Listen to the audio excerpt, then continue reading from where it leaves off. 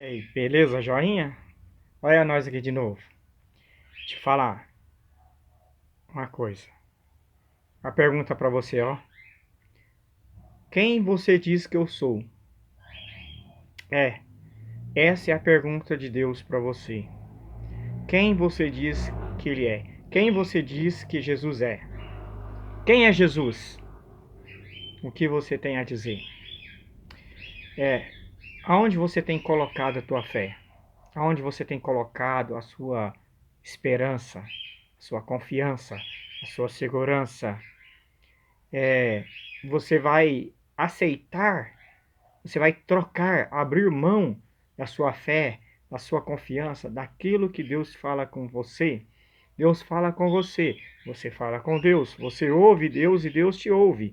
Então há uma comunicação. Então você crê e você fala de alguém. Mas agora hoje ele está te perguntando: quem eu sou para você? Quem é Jesus para você? Aonde que se enquadra Jesus na sua vida? Aonde se encaixa Jesus na sua vida?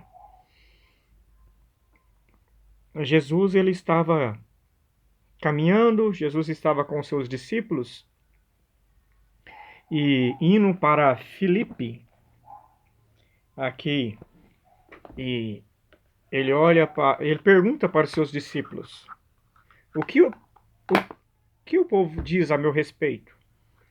O que o povo diz que eu sou? Quem o povo diz que eu sou? Mateus 16, 13, a afirmação de Pedro. Jesus foi para a região que ficava perto da cidade de Cesareia de Filipe. Ali perguntou aos discípulos: quem é o povo diz que o Filho do Homem é? Eles responderam: alguns dizem que o Senhor é João Batista, outros que é Elias e outros que é Jeremias ou algum outro profeta. E vocês, quem vocês dizem que eu sou?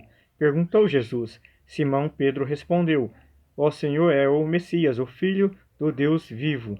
Jesus afirmou: Simão, filho de João, você é feliz, porque está vendo essa verdade não foi revelada a você por nenhum ser humano, mas veio diretamente do meu Pai que está no céu.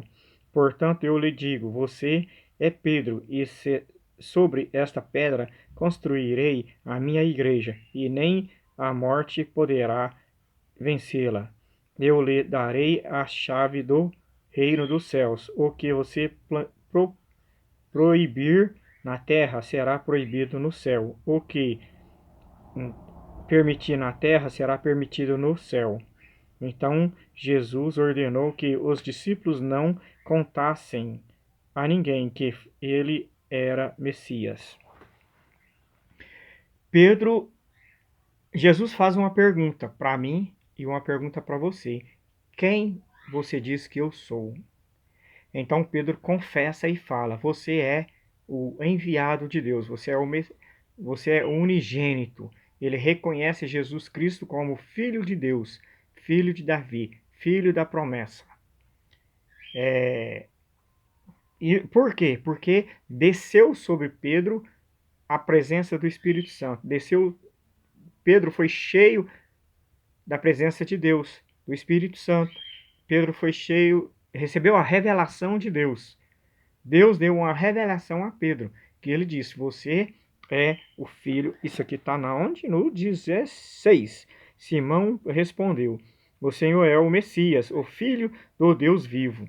Então, Pedro entendeu que Jesus é o Filho do Deus Altíssimo. Havia muitas pessoas andando com Jesus. Tinha pessoas atrás de milagre. Tinha pessoas atrás da comida, do pão, do peixe que ele multiplicava. Tinha pessoas atrás de ser curado de enfermidades. Tinha paralítico, tinha cegos. E tinha os discípulos. Tinha Pedro. Mas no meio da multidão, Pedro fez a diferença. No meio de todas aquelas pessoas, Pedro entendeu a mensagem. Pedro ouviu e compreendeu, porque foi necessário que o Espírito de Deus viesse sobre Pedro e revelasse ele o mistério. Revelasse que Jesus é o Filho do Deus Altíssimo. Então é isso aí. Beleza, joinha? Então acontece o seguinte. Aconteceu... É um filme. Uma mulher está dando aula, uma professora está dando aula.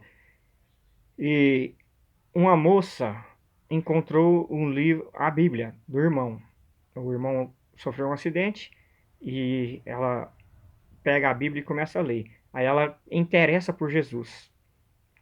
E ela fez uma pergunta dentro da sala de aula para a professora, e a professora respondeu a pergunta. E por causa dessa pergunta feita, o reitor levou essa professora ao juízo, diante do juiz. Ela foi, primeiro a escola colocou o advogado da escola, a professora, a diretora reuniu ali, e só a professora ficou ali, com uma representante fugiu o nome, uma representante ali, representando ela. Quer dizer, ela não tinha defesa, ela não tinha advogado, e ela foi acusada. E eles falaram, você se retrata, você fala, você recolhe isso, ou você vai ser mandado embora, você vai ser despejado, mandado embora e nós vamos colocar no seu currículo lá. Tal. Então eles não permitiam falar de Jesus Cristo ali. E ela não estava pregando, ela respondeu uma pergunta. Então eles usou isso, a pregação do evangelho, como para acusar ela. Mas ela disse: "Não, vocês podem fazer o que vocês quiserem. Eu não posso mentir, eu não posso negar, eu não posso aceitar, porque eu falei e eu simplesmente respondi e falei a verdade." Aí então ela precisou de um advogado para ir diante do juiz, diante do júri popular. Então havia o juiz, havia o júri, havia o advogado acusando, havia os testemunhas, que foi comprado. Então as testemunhas, elas queriam levar a filha deles para outra escola e precisava da ajuda da escola. Então eles ficaram a favor e falaram: não, a professora está pregando, está ensinando. Como nós vamos educar a nossa filha se a professora está ensinando outra coisa? Nós falamos uma coisa, eles falando outra. Então eles eram contra, e eles queriam fazer o quê? Provar que Deus está morto, que Deus não existe. Mas e foi. Então, conversando ali, passou a primeira audiência. Na segunda audiência, ela conversando com o advogado dela, ela disse, e ele perguntou: como você aceitou Jesus? Como que você se converteu? Como que você começou a acreditar em Deus? Ela disse: eu mudei para uma casinha e perto dessa casa havia uma igrejinha velha, uma igreja antiga. E lá tinha uma frase escrita no ombraço da casa, da igreja. A frase estava escrita lá assim: quem você diz que eu sou? Então ela diz que aquela pergunta ali, aquela frase ali, falou com ela. E por causa daquela pergunta, daquela frase, ela se converteu e interessou a procurar saber quem é Jesus. Quem é Jesus? Como que você vai falar quem é Jesus se você não o conhecer? Para você conhecer o Jesus Cristo, você precisa ler a palavra e precisa do Espírito Santo para ser revelado. Para que o Espírito Santo traga até você, até a mim, o reino de Deus.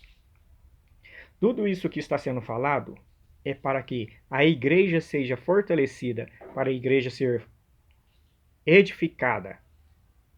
Então, o propósito de Deus é trabalhar no meio da igreja, trabalhar no reino de Deus, mostrar o reino de Deus, trazer a salvação.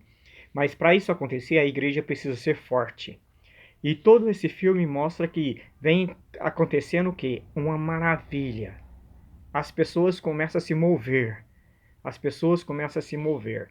Então, algumas moças ficam na porta da escola fazendo protesto, né, a favor da professora. Então a diretora sai para fora e quer expulsar elas. Ela fala: não, nós estamos do lado de fora da escola, nós não estamos dentro da escola. Aqui nós podemos falar. E a diretora arrogante diz: não, vocês estão no passeio da escola. Então vocês entram para dentro da escola e saem daqui, porque senão vai ser tomada alguma providência contra vocês. Aí acontece o seguinte, a, a moça pega a Bíblia, começa a ler e vê as bordas da Bíblia, que o irmão escrevia a borda da Bíblia, anotava tudo. Só que a família desse rapaz que faleceu não sabia que ele tinha sido convertido, que ele tinha aceitado Jesus, porque ele não sabia qual seria a reação da família dele sobre esse respeito. Então, voltando, eu comecei, essa é a parte 2 do filme, voltando no 1. O rapaz, ele defende Deus diante da escola, o rapaz diante da sala de aula. 70 alunos dentro da escola.